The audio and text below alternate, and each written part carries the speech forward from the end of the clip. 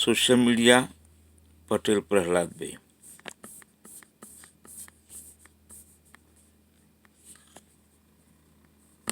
महाकुंभ में जमकर ठगी, बेईमानी हुई है, लूट हुई है। गंदे पानी की बात को छोड़ दीजिए, कुप्रबंधन की बात को छोड़ दीजिए। जैसे जैसे आंकड़े निकल के आ रहे हैं उसमें एक चीज साफ नजर आ रही है कि 144 साल बाद अगर ये कुंभ हुआ है जैसा कि फैलाया जा रहा है, तो एक बात जान लीजिए, 144 साल का ये सबसे ज्यादा अव्यवस्था का शिकार कुंभ रहा है। ना कानून, ना व्यवस्था और ना किसी प्रकार की प्रशासनिक मुस्तैदी। किस्मत से आप बच के आ गए तो आ गए। ये मैं नहीं कह रहा हूं, बहुत सारे सर्वे हुए हैं जिनके आंकड़े सामने आ रहे हैं। और एक सर्वे आया है जो कह रहा है कि महाकुंभ में जाने वाले 100 में से 90 लोगों, 10 में से 9 लोगों को ठगा गया, लूटा गया। और ये सर्वे सिर्फ 2 चीजों के आधार पर बात कर रहा है, वहां की यात्रा और लोकल यात्रा, बस। बाकी चीजों पर ये सर्वे नहीं है। जो खाने पीने का सामान बिका, उसकी क्वालिटी कैसी थी, कितने लोगों की क्या दशा हुई, कहां जाम लगे। एक सज्जन जो है वो, उन्होंने बताया मुझे कि मैं मर्सिडीज से जा रहा था साहब, और मुझे ऐसा फंसा दिया। उन्होंने कहा कई लोगों के ऐसे अनुभव हुए जो महंगी महंगी कारों में मोटे मोटे पैसे वाले लोग जा रहे थे, वो भी हाईवे पे फंस गए और इमरजेंसी में फारिग होने के लिए झाड़ियों का सहारा लेना पड़ा। जो अपने आप को बड़ा भारी धुरंधर समझ रहे थे, कहाँ किसी को 100 किलोमीटर दूर, किसी को 200 किलोमीटर दूर, किसी को 300 किलोमीटर दूर, यहां से वहां से वहां डाइवर्ट ही करते रह गया प्रशासन। मोटरसाइकिल वालों ने 500 रुपए एक एक किलोमीटर जाने के वसूले हैं। और जो लोग कुंभ में गए हैं, ज्यादातर लोग ये बात कह रहे हैं। तो इन सारी कहानी और किस्सों को, जिसमें अपनी गाड़ी से जाने वाले शामिल नहीं हैं, सिर्फ हवाई जहाज, रेल से जाने वालों की बातें हैं, और जो स्थानीय लोगों ने जो कम्यूटिंग की है उनका ये आंकड़ा है। आंकड़ा आया है एक बहुत बड़े सर्वे से, और वो सर्वे किया गया है अपनासर्किल.com नाम की एक वेबसाइट है। उसने 303 जिलों में अलग अलग लोगों के पास जाकर पूछताछ की है, अलग अलग जगहों पे, कि भाई आप गए थे या आपके कुछ जानने वाले गए थे तो क्या हुआ था। इसमें बताया गया कि महाकुंभ में बुरी तरह से लोगों को लूटा गया। और जो सर्वे किया गया है इसमें 303 जिलों में, ये जो सर्वे किया गया है इसमें उन्होंने बात की है करीब 49,000 लोगों पर, जिनमें से 62% पुरुष हैं, 38% महिलाएं हैं। और इन लोगों ने ये बताया कि 10 में से 9 लोगों को 50 से 300%, यानी 1.5 गुने से 4 गुना तक एक्स्ट्रा किराया देना पड़ा। और फ्लाइट्स ने तो जम के लूटा है। एक परचिस से बात हुई तो उन्होंने बताया कि साहब फ्लाइट से वहां पहुंच जाएंगे, चूंकि उनकी जेब में पैसे थे। बहुत सारे ऐसे लोग हैं जिनके पास पैसे हैं, और उनको कहा गया कि ठीक है भाई, आप वहां उतर जाओगे प्रयाग में, तो फ्लाइट तो 300% महंगी है ही। एयरपोर्ट पर उतरने के बाद में वहां से कुंभ तक जाने के लिए हेलीकॉप्टर सेवा है, और उस हेलीकॉप्टर सेवा में आपको 35,000 रुपए देने पड़ेंगे कुंभ तक जाने के लिए। इसके बारे में कहीं जिक्र नहीं हुआ है, इस सर्वे में भी जिक्र नहीं है। लेकिन इतनी मोटी रकम, 35-40 हजार रुपए हवाई जहाज से, एयरपोर्ट से कुंभ तक जाने के लिए, इस तरह से पैसे वहां लोगों को चुकाने पड़े हैं। 87 लोगों को 1.5 से 4 गुने पैसे देने पड़ गए। इसके साथ साथ जो वहां पर नाव वाले थे उन्होंने भी जम के लूटा, और वहां टेंट लगे थे उन्होंने भी जम के लूटा। यानी जो लोग कुंभ के लिए वहां गए थे, प्रशासन ने उनको भगवान भरोसे छोड़ दिया था। भगदड़ होती है तो हो, ये तो साबित हो ही चुका है। पानी बीमार कर देने वाला था, मलमूत्र वाला पानी था, ये खुद केंद्र के विभाग ने कहा है। इस पर एक सफाई आई है, उस पर हम बाद में बात करेंगे। बड़ी साइंटिफिक बातचीत है, महेंद्र सिंह का एक पोस्ट आया मेरे पास, उसमें से मैंने वो जानकारी निकाली है, उस पर हम आएंगे। और उसमें जो है, अभी हम बात कर रहे हैं किराए की, तो उसमें जो हवाई जहाज से प्रयागराज गए थे उनकी स्थिति क्या थी। टिकट और टेंट की कीमत जो थी उसमें 50 से 300% पैसा वसूला गया। नाव और टेंट, इसमें भी भारी ठगी हुई है। जो नाव वाले थे, जब उनसे पैसे लेके गए वो लोग, तो उन्होंने बहुत सारा पैसा, जो लोग नाव में गए हैं उनको भी बहुत ज़्यादा पैसा देना पड़ा है, और जो टेंट लोगों ने हायर किए थे उनको भी कई बार 4-4 गुना भुगतान करना पड़ा टेंट हासिल करने के लिए, वरना सोइए खुले आसमान के नीचे, जैसा कि बड़ी संख्या में लोग वहाँ सोए थे और वहाँ आसमान से सीधे ओस गिर रही थी, अमृत वर्षा हो रही थी, उसी में लोग स्नान कर रहे थे। होटल जो हैं वहाँ 2500 से 3000 का जो सामान्य दिनों में किराया रहता है वो 6 से 7 हजार रुपए तक लोगों ने दिया, और मौनी अमावस्या के दिन 2500 वाला होटल 22,000 रुपए में होटल वालों ने दिया है, 22,000 रुपए में। लोकल सर्किल ने ये जो 49,000 लोगों से बात की है, उसमें से पता चला कि लग्जरी कॉटेज में 3 रात रुकने के लिए लोगों को 2.5 लाख रुपए तक का भुगतान करना पड़ा है, और डोम सिटी में एक रात का किराया 91,000 तक पहुंच गया था। यानी जो जो एम्यूनिटी वहां पे थी सब में अंधाधुंध पैसे वसूले गए। सरकार का कोई कंट्रोल नहीं था। योगी जी भले ही जो भी बातें कहें सदन में खड़े होके, ये ग्राउंड की रियलिटी है। टेंट और नाव की कीमतों पे मौनी अमावस्या और वसंत पंचमी पे अंधाधुंध बढ़ोतरी हुई, जितना मनाया वसूला गया। और जो लोकल राइडर्स थे, उसमें जो मोटरसाइकिल चलाने वाले थे, वो 500 रुपये वसूल रहे थे, आदमी को पैदल ना चलना पड़े। और वहाँ पर कैब वालों ने, टैक्सी वालों ने लोगों को ज़बरदस्त बेवकूफ़ बनाया। 7-8 किलोमीटर पहले छोड़ दिया और कहा कि वो सामने 3 किलोमीटर दूर पे है। चलते जा रहे हैं, पता चला वो 7-8 किलोमीटर दूर है। भीड़ को भी शहर में अजब अजब तरीके से डाइवर्ट किया गया, ये सब जानते हैं। अब एक लॉजिक आया है अभी पिछले दिनों, एक सज्जन है जो अपने आप को वैज्ञानिक होने का दावा कर रहे हैं, और कहा कि मैंने APJ अब्दुल कलाम से भी विवाद किया है। इन सज्जन का कहना है कि जो संगम का पानी है वो सिर्फ आचमन के लिए नहीं, पीने के भी काबिल है। इसके पक्ष में इन्होंने कुछ तर्क दिए हैं। इनका कहना यह है कि ये जो वायरस था वहाँ का, जो बैक्टीरिया मिले हैं, जिसको मैंने आपको बताया था कि फीकल बैक्टीरिया जो थे, मेरे दूसरे चैनल पे डिटेल वीडियो उसको लेके, तो वो जो बैक्टीरिया हैं वो जब माइक्रोस्कोप में चेक किए गए तो मरे हुए बैक्टीरिया थे, और पॉल्यूशन कंट्रोल बोर्ड ने झूठ बोल दिया कि वहाँ बैक्टीरिया पाए गए हैं, लेकिन वो जीवित बैक्टीरिया नहीं थे। बैक्टीरिया आएगा तो गंगा में मर जाएगा, इसलिए मरे हुए बैक्टीरिया। एक तो उन्होंने ये लॉजिक दिया। दूसरे दिन उन्होंने एक चीज़ और कही कि बैक्टीरिया को खाने वाले बैक्टीरिया होते हैं कुछ, वो वहाँ पर पाए गए हैं, और वो गंगा में होते हैं और वो बैक्टीरिया को खा जाते हैं, इसलिए वहाँ बैक्टीरिया मर जाते हैं। तो इनके स्लाइड में बैक्टीरिया मरे हुए हैं। अब वैज्ञानिकों का कहना यह है कि भैया तुम कहाँ के वैज्ञानिक हो, कैसी तुमको समझ है इसके बारे में? क्योंकि जब बैक्टीरिया को माइक्रोस्कोप पे चेक करते हैं तो वो मरे हुए ही होते हैं, क्योंकि उसके लिए उनको पहचानने के लिए कुछ डाई डाली जाती है ताकि वो अलग से दिखाई दे जाए। उस डाई के कारण बैक्टीरिया मर जाते हैं। और अगर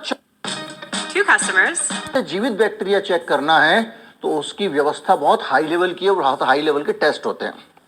वो लेबोरेटरी इनके पास नहीं रही होगी जिन्होंने श्रीमान जी ने दावा किया कि मरे हुए बैक्टीरिया थे। दूसरा ये जो दावा है कि भाई वहां पे बैक्टीरिया ऐसे थे जो खराब बैक्टीरिया को खा जाते हैं, ये गंगा में पाए जाते हैं, ये दावा उन्होंने किया है।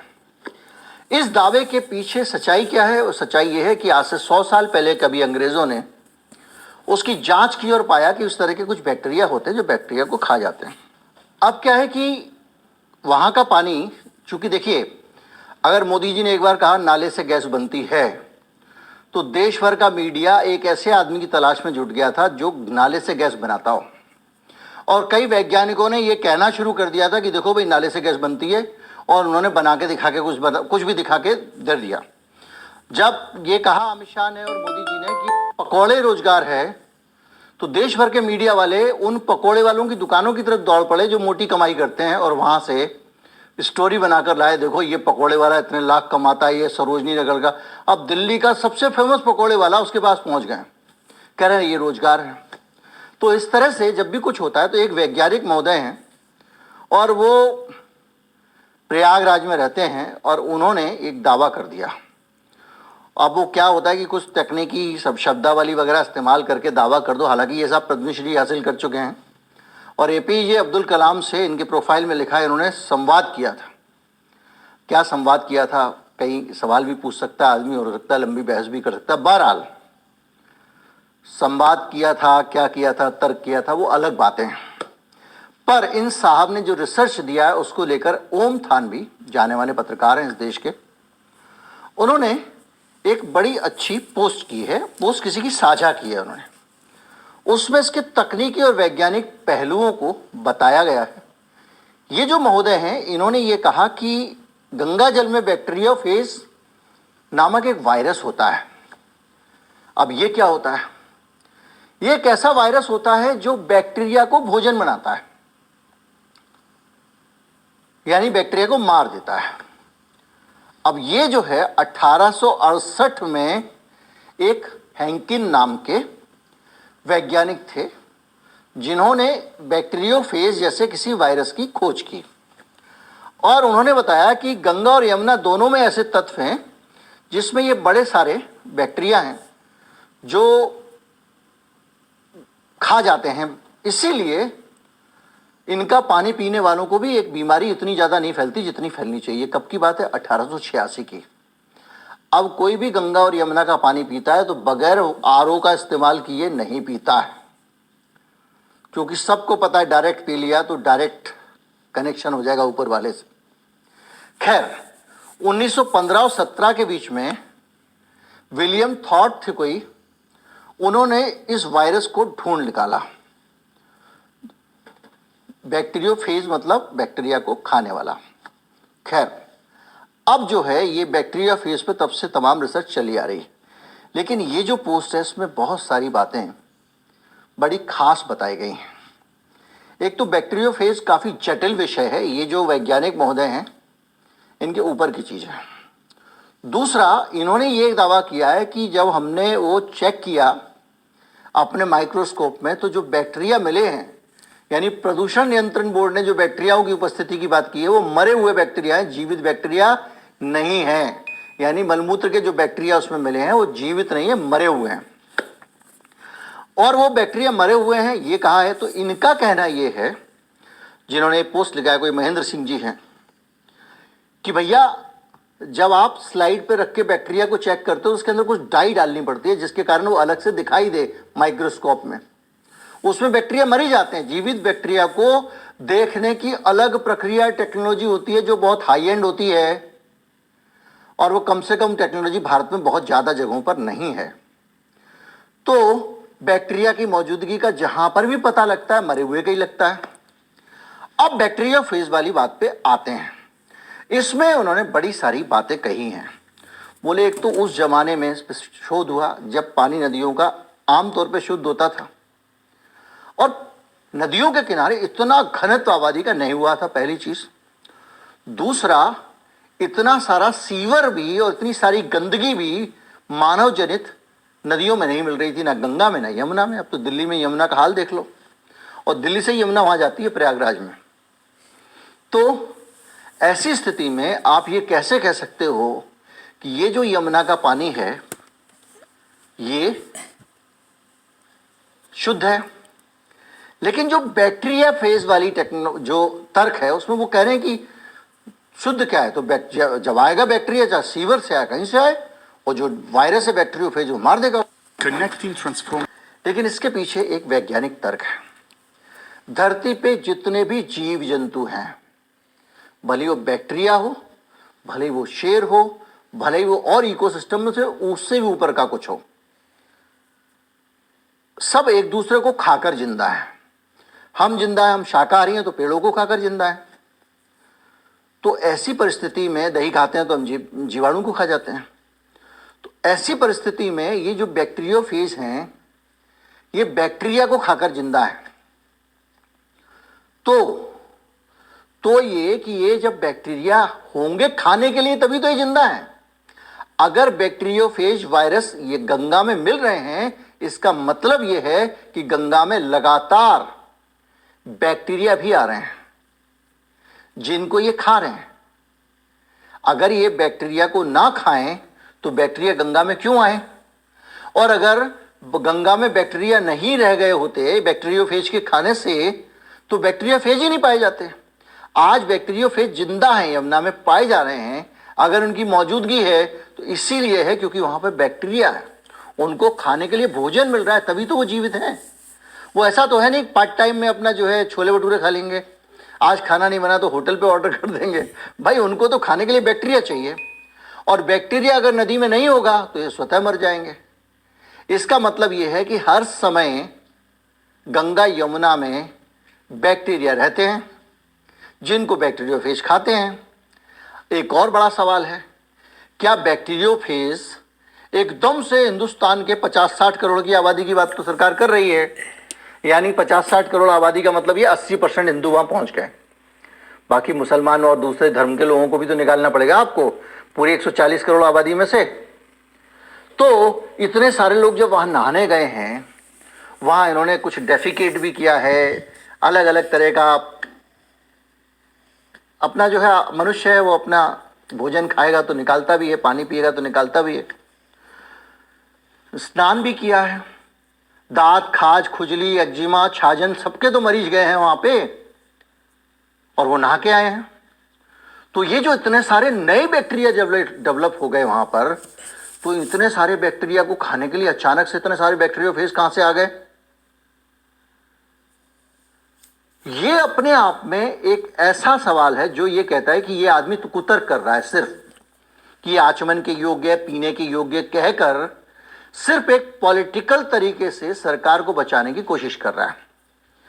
बहरहाल इस कुंभ को जब मैंने शुरू किया था, अभी तक की ये 2-4 चीजें आपको बता रहा हूं। भगदड़ को लेकर क्या हुआ, भीड़ की व्यवस्था को लेकर क्या हुआ, आपने देख लिया। प्रयागराज की हर गली और सड़क पे लोगों को लूटा गया है, उनसे ज्यादा पैसे वसूले किए गए हैं, मनमाने तरीके से दाम वसूले गए हैं चीजों के, यहां तक कि खाने पीने की चीजों के दाम भी मनमाने तरीके से वसूले गए हैं, बावजूद इसके कि वहां कुछ लंगर भंडारे लगे थे और वहां लोगों को मुफ्त में भोजन खिलाने का श्रेय भारत के अडानी अंबानी तक ले चुके हैं। एक जगह से दूसरी जगह जाने पर लूट हुई है, थोड़ा नजदीक जाने पर भी लोगों से 500 रुपया एक सवारी का वसूला गया है। नाव वालों ने अंधाधुंध लूट की है, फ्लाइट्स पे लूट हुई है। रेलवे ने रिजर्व कंपार्टमेंट में भी अनरिजर्व लोगों को ठूस कर जाने में सहयोग किया है, किसी ने रोका नहीं है। थर्ड एसी हो, सेकंड एसी हो, ठसाठस भर जाते थे, और कोई अगर दरवाजा ना खोले तो शीशे तोड़ के लोग घुस जाते थे, ये सब भी हमने देखा है। तो इतनी ज्यादा, इतनी व्यापक अव्यवस्था किसी एक आयोजन के लिए इससे पहले आपने कभी नहीं सुनी होगी, और मैं आपको फिर दोहरा रहा हूं। इस आयोजन को अगर धार्मिक लोगों पे, जो लोग जैसा पहले करते थे ऑर्गेनाइज, स्वतः स्फूर्त ढंग से लोग जाते थे, स्नान करके लौट आते थे, वैसे होने दिया गया होता तो कोई दिक्कत ही नहीं थी। यहां पर इस देश का शासन तंत्र घुसा, उसने वीआईपी व्यवस्थाएं की, आधा हिस्सा घेर लिया, शासन तंत्र ने अपने टेंट लगा दिए, आम लोगों के लिए जगह ही नहीं बची, और पूरा शासन तंत्र, कोई अधिकारी था तो कोई एग्जीक्यूटिव इंजीनियर था तो कोई डीएम था तो कोई कुछ था, इन सब लोगों ने अपने अपने लोगों को ऑब्लाइज करने के लिए वहां व्यवस्थाएं कर रखी थी। स्वयं मुख्यमंत्री लोगों को आमंत्रित करने जा रहे थे। 144 साल वाला एक ऐसा भ्रम फैलाया गया जिसके कारण ज्यादा से ज्यादा लोग ये कोई वहां पाप धोने नहीं जा रहे थे, लोग भेड़ चाल है। लोगों को लगा भाई जा रहे हैं यार, गुप्ता जी हुआ यार, हम नहीं जाएंगे तो अच्छा नहीं लगेगा। अच्छा, मोहल्ले में सब हुआ है, चलो हम चलते हैं। मेरे ऑफिस में 5-6 लोग हुए हैं, चलो हम चलते हैं। इस चक्कर में लोग जाने शुरू हो गए, और उन हुआए हैं चलो हम चलते हैं के साथ में एक ये भी था कि ये पता नहीं दोबारा 144 साल बाद आएगा, देख आते हैं कैसा लगा है, बड़ी भीड़ हो रही है। इस चक्कर में लोग जाते गए जाते गए जाते गए जाते गए, और उसका नतीजा ये हुआ कि आपने जहां सरकार घुसी खराब हो गया कुंभ। परंपरागत तरीके से ये चला आ रहा था सदियों से, कोई दिक्कत नहीं थी। और ये जो 144 साल वाली बात है वो इस बात के लिए तो पक्की है कि पिछले 144 साल में ऐसी अव्यवस्था कभी नहीं रही होगी। और ये भी एक रिकॉर्ड है कि उस वक्त हुई है जब प्रदेश की सरकार की जिम्मेदारी एक साधु के हाथ में है। नमस्कार, जय।